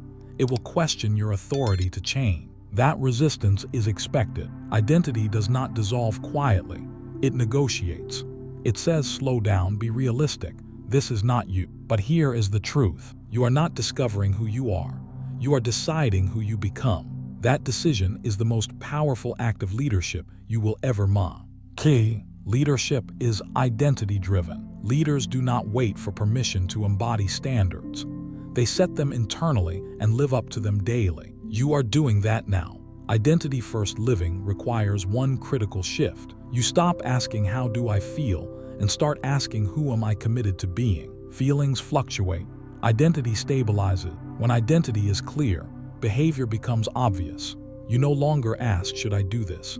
You ask, does this align with who I am becoming? That question simplifies decisions. It removes debate. It removes delay. It removes confusion. This is where results begin to follow naturally, not because you chase them, but because you become the kind of person who produces them. This chapter is the installation phase. You are not here to understand identity intellectually. You are here to feel it settle. Notice how your posture changes when you think of yourself as someone reliable, someone disciplined, someone focused, someone who follows through. Your body responds differently. Identity is not abstract. It is embodied. How you stand, how you breathe, how you speak, how you decide. Everything changes when identity shifts. This is the third transformation peak. Stand up, not physically if you are seated. Internally, align yourself. Focus, not on outcomes, on standards, on process, on the kind of person you are choosing to be. Become, that word matters. Become implies motion, evolution, commitment. It does not wait for completion, it lives in progress. You are not claiming perfection. You are claiming direction. Direction is enough. Identity-first living means you keep promises to yourself even when no one is watching. Especially when no one is watching. That is where identity is reinforced. Every small action either confirms or contradicts who you say you are becoming. Those confirmations stack. Over time, identity solidifies. Once identity solidifies, behavior stops requiring effort. This is when discipline feels lighter, when focus feels natural, when pressure is carried with confidence. Results appear then, not as miracles but as consequences. People often ask how long identity change takes. That is the wrong question. The real question is how consistently you act in alignment. One aligned action does not change identity. Repeated aligned actions do. Identity is built through evidence. Each time you act as the person you are becoming, you provide evidence to your nervous system. That evidence builds trust. That trust builds confidence. Confidence is not something you wait for. It is something you accumulate. You accumulate it through keeping your word. This is why identity-first living is powerful. It does not depend on external circumstance. It depends on internal agreement. You decide the standards. You enforce them. You live by them. That is leadership. The world will respond later. At first, nothing changes externally. That is normal. Identity shifts before results do. There is a lag. This lag is where many people abandon the process. They assume nothing is happening because results are not visible yet. But identity is invisible at first. It is internal architecture. Once it is strong enough, results follow quickly. This is why overnight success looks sudden. The identity was built quietly long before the outcome appeared. You are building quietly now. Notice how this reframes effort. You are no longer working just to get something. You are working to reinforce who you are becoming. That changes motivation. Even when results lag, identity progress continues. That keeps you stable. You stop riding emotional highs and lows. You stop needing constant feedback. You move forward because it matches who you are now. This creates momentum that does not burn out. Burnout happens when behavior is disconnected from identity, when you force actions that contradict self-image, when you perform without embodiment. Identity-first living removes that friction. You stop acting against yourself. This chapter is not asking you to abandon goals. Goals still matter, but they are downstream now. Secondary. Primary is identity. Who you are becoming determines which goals you pursue, how you pursue them, and how you respond when they challenge you. When identity is weak, goals feel heavy. When identity is strong, goals feel inevitable. This is the difference. You may feel something settling now, a sense of readiness, not excitement, readiness. Readiness is calm. It does not rush. It does not hesitate. It moves deliberately. Say the affirmation now, not as hope, as recognition. I am ready. Ready does not mean finished. It means aligned. Aligned between values and actions, between intention and behavior, between direction and effort. This alignment is powerful. From this point forward, you will notice how often choices become simpler, how distractions lose appeal, how standards rise naturally. That is identity asserting itself. You will also notice moments where old patterns try to return. That does not mean an identity failed.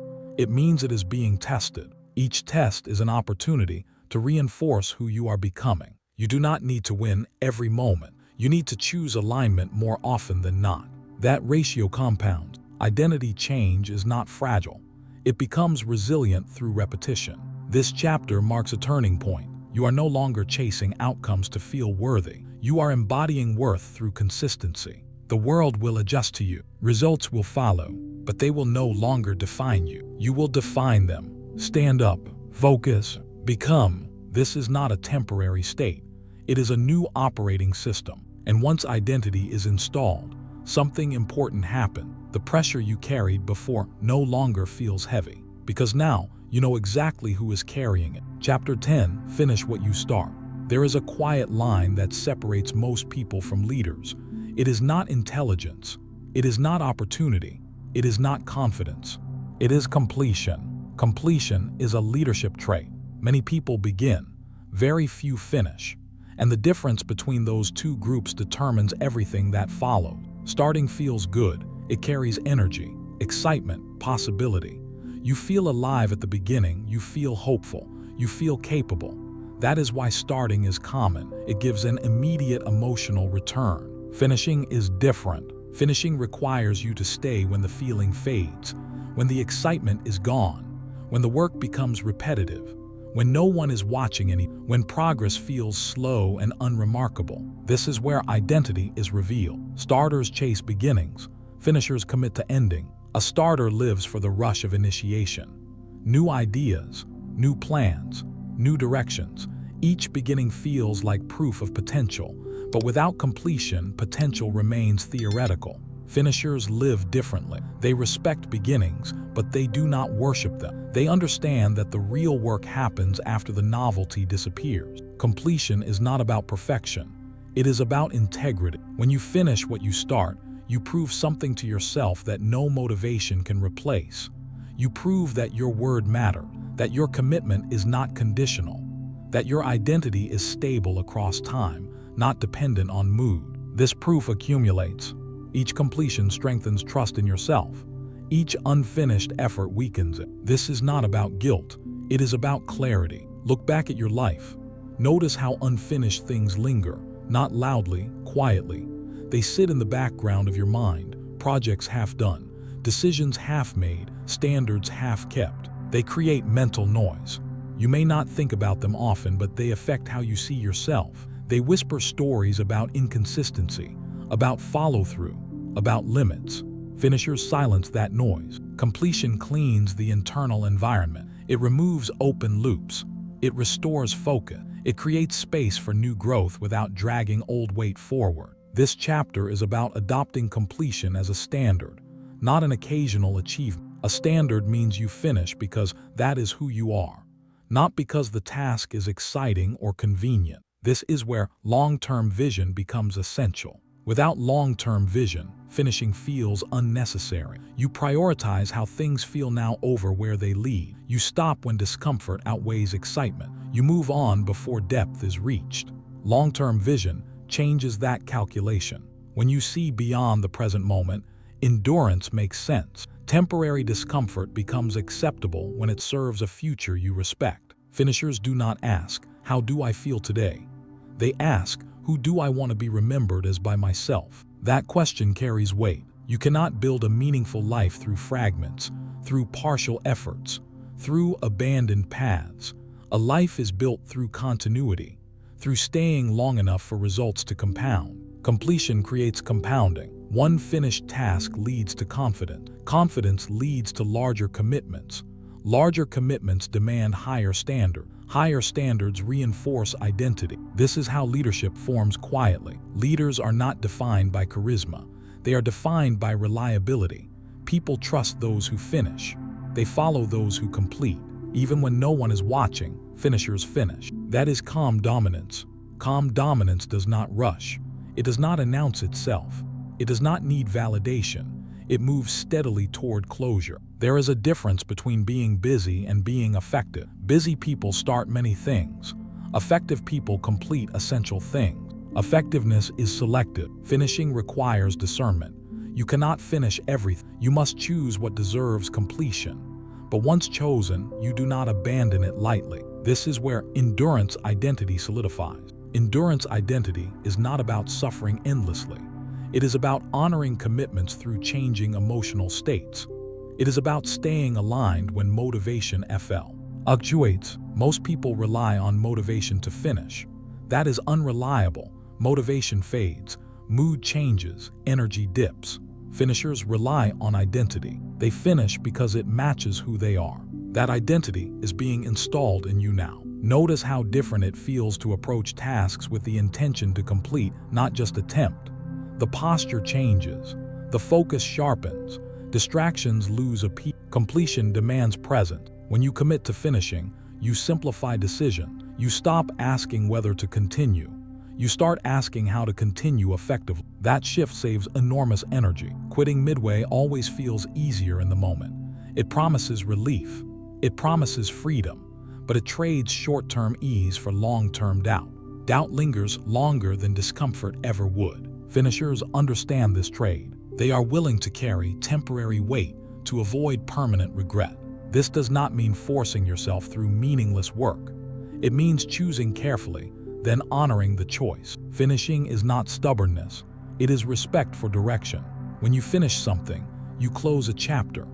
Closing chapters allows you to open new ones without dragging the past behind you. Incomplete chapters bleed into everything else. This is why completion feels so satisfying. Not because the task is done, but because alignment is restored. Alignment between intention and action. That alignment is peace. This chapter is asking you to raise your standard, not by doing more, but by completing more of what you already start. Completion is a discipline multiplier. When you finish consistently, discipline becomes you trust yourself more, you negotiate less, you hesitate less, you move forward with less internal resistance. People who struggle with consistency often believe they need more motivation. What they actually need is more completion. Completion builds momentum that motivation cannot. Momentum from completion is grounded, stable, repeatable. This is why finishers appear calm under pressure. They are not constantly carrying unfinished weight. Their energy is not scattered. They are present. Long-term vision also stabilizes completion. When you see your life as a continuous story, not a series of disconnected attempts, finishing becomes non-negotiable. You understand that each finished piece contributes to the whole. Endurance identity grows here. You stop identifying as someone who tries hard. You begin identifying as someone who completes. That identity changes how others experience you. More importantly, it changes how you experience yourself. You become someone you can rely on. That reliance builds confidence that does not fluctuate. Finishers do not fear commitment. They fear fragmentation. Fragmentation weakens focus. It erodes self-trust. It creates chaos disguised as freedom. Completion creates structure. Structure supports growth. This is calm dominance in action. You do not need to hurry. You do not need to prove anything. You simply continue until the work is done. Finish. That command is simple, but it carries authority. Finish the conversation. Finish the project. Finish the habit cycle. Finish the phase you are in. Not because it is because it is necessary. Then rise. Rising comes after completion, not before it. Many people want elevation without closure. They want to move up without finishing what they started at the current level. That creates instability. You cannot rise cleanly while dragging unfinished business behind you. Finish, then rise. That sequence matters. When you finish, you earn the right to rise, not through permission from others, but through internal legitimacy. Legitimacy is powerful. It removes imposter feelings. It removes hesitation. It grounds confidence in evidence. You know you belong where you are because you completed what led you there. This chapter is not asking for urgency. It is asking for resolve. Resolve is quiet. It does not announce itself. It simply remains. You may notice resistance here. A part of you that wants to move on, to start something new, to chase novelty. That part is not wrong. It is just unfinished. Acknowledge it, then return to completion. Finishers feel resistance too. They simply do not obey it. Completion does not mean obsession. It means closure, knowing when something has been honored fully. This creates clean transitions. Clean transitions are powerful. You move forward without residue. Say the affirmations now. Let them land as statements of identity. I complete. I win. Winning here is not external. It is internal. You win trust with yourself. You win clarity. You win momentum. External wins follow internal ones. This chapter marks another shift. You are no longer someone who starts with enthusiasm and fades quietly. You are someone who stays, completes, and moves on cleanly. This identity will serve you in every area of life. Careers are built by finishers. Relationships are strengthened by finishers. Self-respect is earned by finishers. Finishing is not glamorous. It is foundational. And because it is foundational, it changes everything built on top of it. From here forward, you will feel a different kind of confidence. Less emotional, more grounded. You know you can be trusted to follow through. That knowledge is calming. You are not chasing progress anymore. You are completing it. Finish, then rise. As you internalize this standard, something subtle happens. You begin to see the next level differently, not as something to reach for impulsively, but as something to prepare for deliberately. Because now, you understand the cost of elevation. It is not intensity, it is completion. And with completion installed as a standard, the next phase will not ask whether you can start. It will ask whether you can lead. Chapter 11, Leadership begins with self. Leadership does not start when others follow you. It starts when you stop avoiding yourself. Before titles, before influence, before responsibility for others, there is one form of leadership that determines all the rest. Self-command. If you cannot lead yourself, you will eventually resent leading others. If you cannot direct your own actions, your authority will always be fragile. External leadership without internal leadership is performance. It looks strong until pressure arrives. Real leadership begins inward. This chapter is where that truth settles fully. You are no longer preparing. You are no longer experimenting. You are stepping into self-leadership as an operating standard. Self-leadership is not motivational.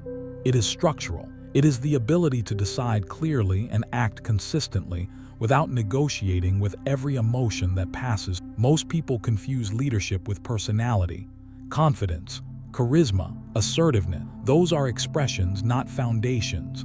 Foundations are invisible. Foundations are built from decisions you keep when no one is watching. Self-command precedes external leadership because leadership is trust, and trust is first built with yourself. Do you do what you say you will do? Do you hold standards even when it would be easier not to? Do you act from values instead of impulses? These questions define leadership more accurately than any role ever could.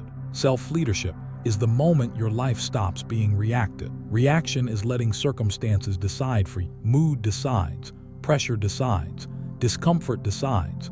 Self-leadership removes that chaos. You decide. This does not make life rigid. It makes it clear. Clarity is calming. When direction is clear, anxiety reduces. You are no longer scanning constantly. You know what matters. You know what does not.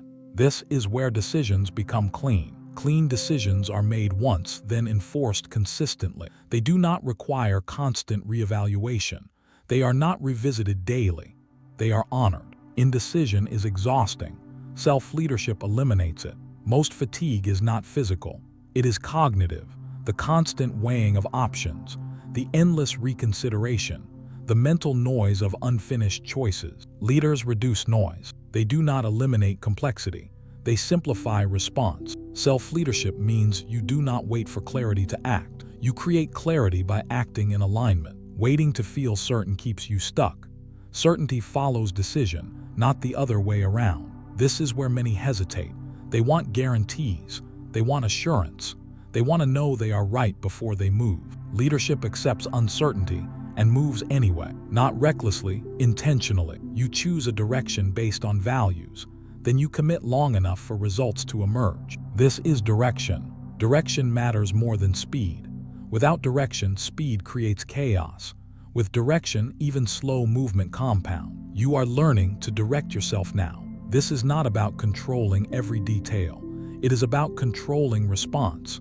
How you show up, how you handle resistance, how you behave when motivation fades. Self-leadership shows up most clearly when conditions are imperfect. When you are tired and still act. When you are uncertain and still decide. When you are uncomfortable and still hold the line. That is leadership in its purest form. This chapter marks a shift from effort to authority. Authority over self does not feel aggressive. It feels settled. You are no longer trying to convince yourself. You are no longer debating every step. You have standards, you follow them. That simplicity is powerful. Look at how much of your past hesitation came from trying to please multiple internal voices. Comfort, fear, ambition, doubt, each pulling in a different direction. Self-leadership quiets that noise by choosing one voice to follow. Values. Values do not fluctuate, they anchor. When values are clear, decisions become obvious. You stop asking what feels easiest and start asking what aligns. Alignment replaces argument. This is not discipline as force. This is discipline as agreement. You agree with yourself about who you are and how you act. Then you enforce that agreement through action. That enforcement builds self-respect. Self-respect changes posture. It changes tone. It changes presence. People sense it. Even before you lead anyone else, your presence becomes different. Calmer, more grounded, less reactive. This presence does not demand attention. It commands it. Leadership is felt before it is recognized. As self-leadership strengthens, direction becomes clear. You stop chasing scattered goals. You stop reacting to every opportunity. You stop drifting. You choose fewer things and commit more deeply. Depth replaces breadth. This depth creates competence. Competence creates confidence. Confidence creates authority. This is not theory, this is sequence. You cannot skip steps. Leadership without competence is noise. Competence without commitment is fragile. Commitment without self-leadership collapses. Self-leadership holds everything together. This chapter is where responsibility becomes internalized. Responsibility is not blame, it is ownership. Ownership of choices, ownership of outcomes, ownership of direction. When you take ownership, excuses lose power. Not because you shame yourself, but because excuses no longer serve you. Excuses are only useful when responsibility is avoided. You are no longer avoiding. This creates emotional stability. You stop oscillating between confidence and doubt. You stop writing external validation. You stop being shaken by criticism. You are grounded in your own authority. Authority does not mean control over others. It means command over self. This is the fourth transformation peak. Lead. That command is not about others. It is about you. Lead your time. Lead your attention. Lead your habits. Lead your responses. Leadership is exercised daily in small moments. Decide. Decision is the core act of leadership. Without decision, nothing moves.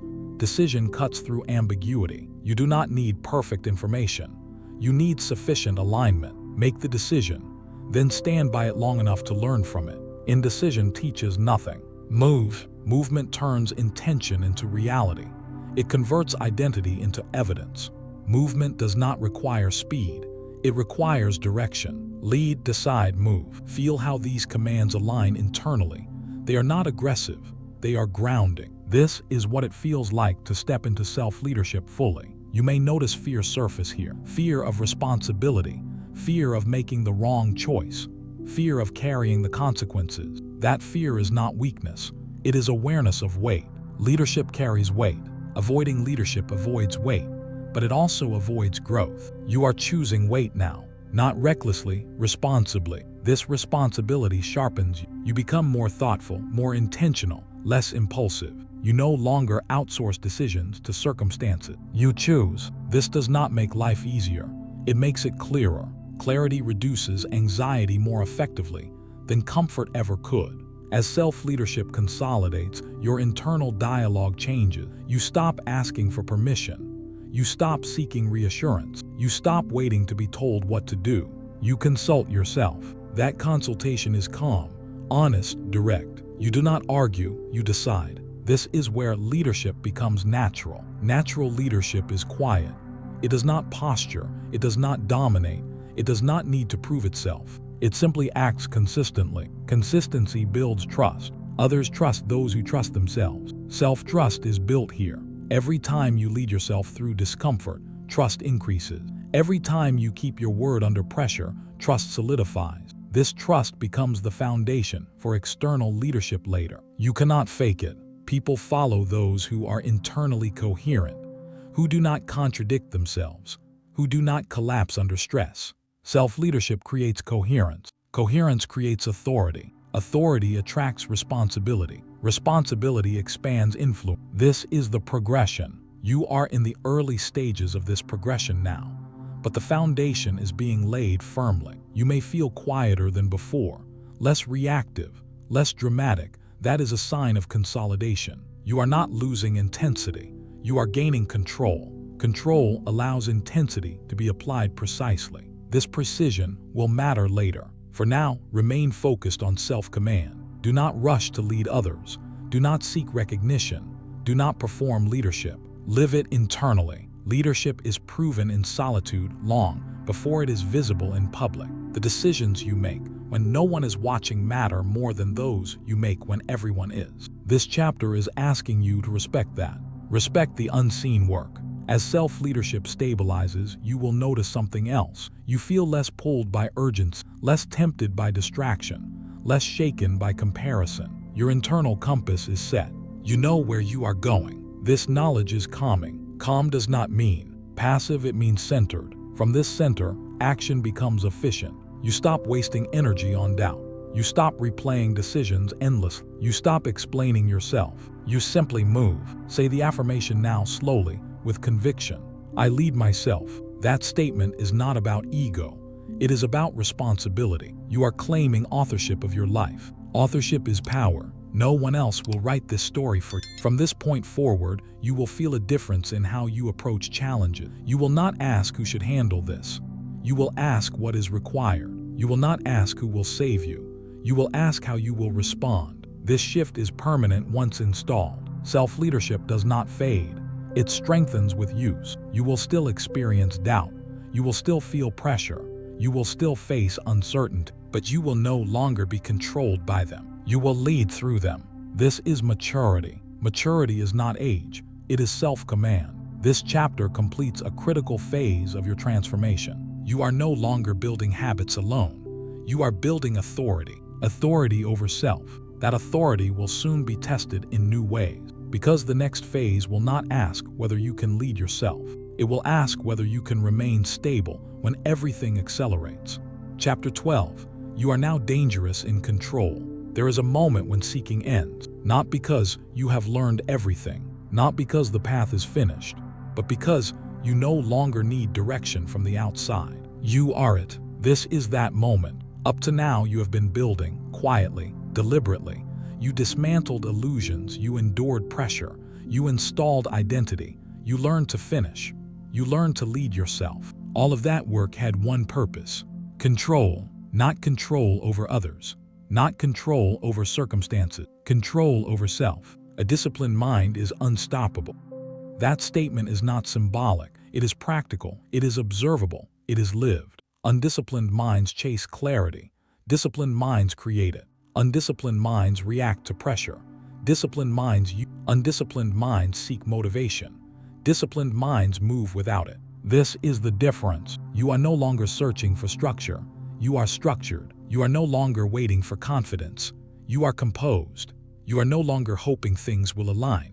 You are aligned. That alignment creates something rare. Calm power. Calm power does not rush. It does not explain itself. It does not posture. It acts. Controlled force is what remains when chaos is removed, when emotion is regulated, when identity is stable, when discipline is internalized. Controlled force is dangerous because it is precise. Most people burn energy everywhere. They scatter effort. They waste attention. They leak emotion. Their force is loud but unfocused. You are different now. Your energy is contained. Your attention is directed. Your actions are intentional. Containment is strength. A wild force can be resisted. A controlled force cannot. You have felt the shift already. The absence of internal noise, the reduction of hesitation, the clarity in decisions that once felt heavy. You no longer debate endlessly. You no longer rehearse life instead of living it. You no longer wait to feel ready. You move. This chapter is not about becoming something new. It is about recognizing what is already installed. Your mind is disciplined. Discipline here does not mean harshness. It means order. It means priorities are clear. It means impulses no longer run the system. Your thoughts are not chaotic anymore. They line up behind intention. Your emotions are not suppressed. They are regulated. Your actions are not forced. They are chosen. This is control. Control feels calm, almost quiet. That quiet confuses people who associate power with noise. But real power does not announce itself. It shows up consistently. You do not need to prove your strength. You demonstrate it through stability, through follow-through, through presence. Presence is the currency of leadership. When you are present fully, you are dangerous. Because presence cannot be manipulated easily. It cannot be rushed. It cannot be distracted without permission. Your mind used to wander. It used to negotiate. It used to doubt. Now it executes. Execution does not mean perfection. It means movement without paralysis. It means adjustment without collapse. This is why a disciplined mind is unstoppable, not because it never fails, but because it does not quit internally. Internal quitting is what stops most people long before circumstances do. You no longer quit internally. You may pause, you may adjust, you may rest, but you do not abandon direction. Direction is now internal. This is the final identity shift. You are no longer someone becoming disciplined. You are disciplined. You are no longer someone trying to lead. You lead. You are no longer someone preparing for pressure. You carry it naturally. This is dangerous because it removes unpredictability from your behavior. People cannot easily sway you. Situations cannot easily throw you off course. You are steady. Steadiness is underestimated, but steadiness wins. Fast people burn out. Loud people fade. Reactive people break under sustained load. Steady people endure. And endurance outlasts everything. You have built endurance at every level. Mental, emotional, behavioral, identity level. That endurance now supports force. Force applied over time creates inevitability. This is why you no longer need urgency. You no longer need panic to move. You no longer need pressure to motivate. You act because action is who you are now. This is what it means to be in control. Control is not rigidity. It is adaptability without loss of direction. When conditions change, you adjust intelligently. You do not freeze. You do not flail. You respond. Response requires space. Discipline creates that space. Your mind no longer reacts instantly to stimulus. There is a pause, a gap. In that gap, choice exists. Choice is power. Most people live without that gap. They are pulled by emotion, habit, environment. They call it personality. It is not. It is automation. You have broken automation. Now you choose. Choice applied consistently becomes destiny. This is why the listener you were at the beginning of this journey is not the listener you are now. You have crossed an internal threshold. You no longer need permission to take yourself seriously. You no longer need reassurance to act decisively. You no longer need validation to continue. You are internally authorized. This authorization changes how you experience life. Challenges no longer feel personal. They feel logistical. Setbacks no longer feel defining. They feel informational. Pressure no longer feels threatening. It feels expected. Expected pressure is manageable pressure. You have trained for this. Every chapter before this one was conditioning. Conditioning your attention, conditioning your habits, conditioning your responses. Now you are conditioned for leadership at the identity level. Leadership here does not mean hierarchy. It means direction. You carry direction with you. Where you go, structure follows. Where you act, standards follow. Where you decide, clarity follows. That is dangerous. Not destructive dangerous. Effective dangerous. Effective because you are no longer distracted by noise. Not the noise of others. Not the noise of your own doubts. Silence inside creates force outside.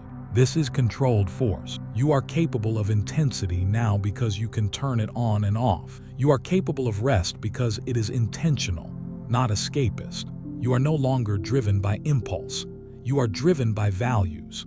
Values do not fluctuate. That is why your power feels stable. This chapter is not a crescendo of emotion.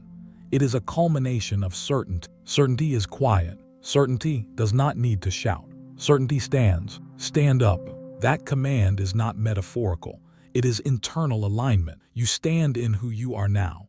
You no longer shrink internally. You no longer hedge your presence. You occupy your space fully. Focus. Your focus is not frantic. It is narrow, deliberate. You choose where attention goes and you keep it there long enough for results to form. Focus is rare, and rarity is power. You rise now, not in fantasy, in behavior, in standards, in consistency, in how you carry yourself when things are difficult. Rising is not an event, it is a posture. That posture is now yours. This is the final transformation peak. Stand up, focus. You rise now. Feel how these commands do not push you. They align you. They match what is already present. This is not hype. This is recognition. You recognize yourself now. The version of you that once hesitated would not recognize this calm, this steadiness, this resolve. You are no longer asking who you should be. You are being. Being removes friction. From this state, action is efficient. Effort is clean. Direction is obvious. You will still face obstacles. That will not stop. Difficulty does not disappear at higher levels. It refines. But obstacles will no longer confuse you. They will not make you question your worth or your direction. You will meet them with analysis, not emotion. Emotion still exists, but it does not command. You command. This is why you are dangerous. Dangerous to excuses, dangerous to complacency, dangerous to old limitations. Not because you fight them aggressively, but because you do not obey them anymore. Your old patterns cannot survive in this structure. They require chaos. They require distraction. They require inconsistency. You have removed those conditions. This does not make life perfect. It makes it yours. Ownership is the final stage of growth. You own your decisions. You own your pace. You own your standards. Ownership ends blame. Without blame, energy is freed. That energy now fuels creation instead of explanation. You will notice something else going forward. You will speak less about what you intend to do. You will do more. You will explain less. You will demonstrate more, not because you are secretive, because you are grounded. Grounded people do not need to be loud. Your presence will change how rooms feel, not because you dominate, but because you are stable. Stability under pressure is rare. People will feel it. Some will be drawn to it. Some will be unsettled by it. Neither matters. What matters is coherence. You are coherent now. Coherence between thought, emotion, and action. That coherence is what makes a disciplined mind unstoppable. Unstoppable does not mean invincible. It means irreversibly oriented. You will not accidentally drift back to who you were. That path no longer fits. You have outgrown it structurally. This is not a phase. It is an operating system. From here forward, growth will look different, less dramatic, more inevitable, less emotional, more effective. You will not need constant reinforcement. You will reinforce yourself through action. This is adulthood of the mind. This is leadership of the self. This is controlled force. Say the affirmations now slowly, with certainty. I rise. I decide who I become. These are not motivational statements. They are descriptions. You rise because you have removed what was holding you down. You decide because you have reclaimed authorship. Nothing external has changed everything. You did. This is where the audiobook ends, not because the journey is finished, but because guidance is no longer required at the same level. You are no longer listening for direction. You are direction. From this point forward, life will respond to your standards. Carry this calm with you. Carry this discipline. Carry this clarity. And when pressure appears again, as it will recognize it, not as a threat, as confirmation. You are still growing. You are still rising. And now, you are in control. Final conclusion. You are no longer guessing. You are no longer waiting. You are no longer reacting to life. You have crossed a quiet line, the one most never see, let alone step over. You know now why most people never rise.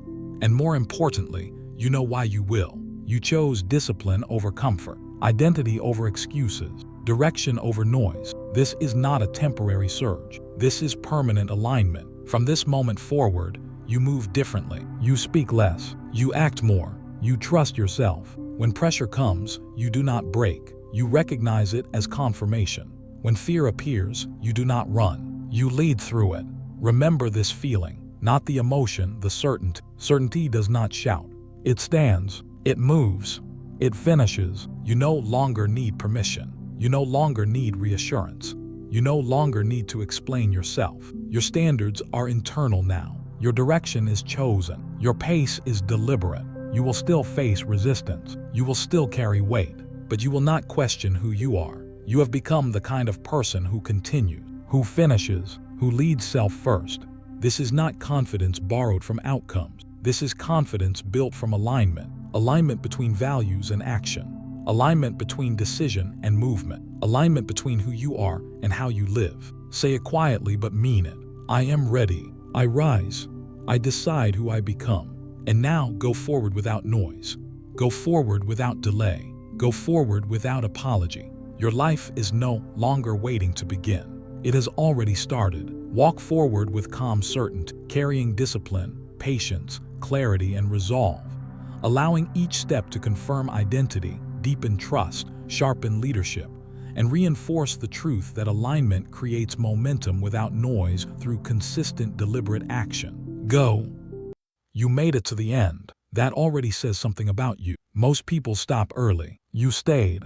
If this audiobook challenged you, if it sharpened your focus, if it reminded you of who you're becoming, then don't let this be a one-time moment. This channel exists for people who choose growth, discipline over comfort, clarity over noise, progress over excuses. If you want more audiobooks like this, more mindset training, more leadership, more inner strength, subscribe. Like this video so it reaches the people who need it, and share it with someone who's ready to rise but hasn't found the words yet. Stay consistent, protect your mind, and keep moving forward. This is only the beginning.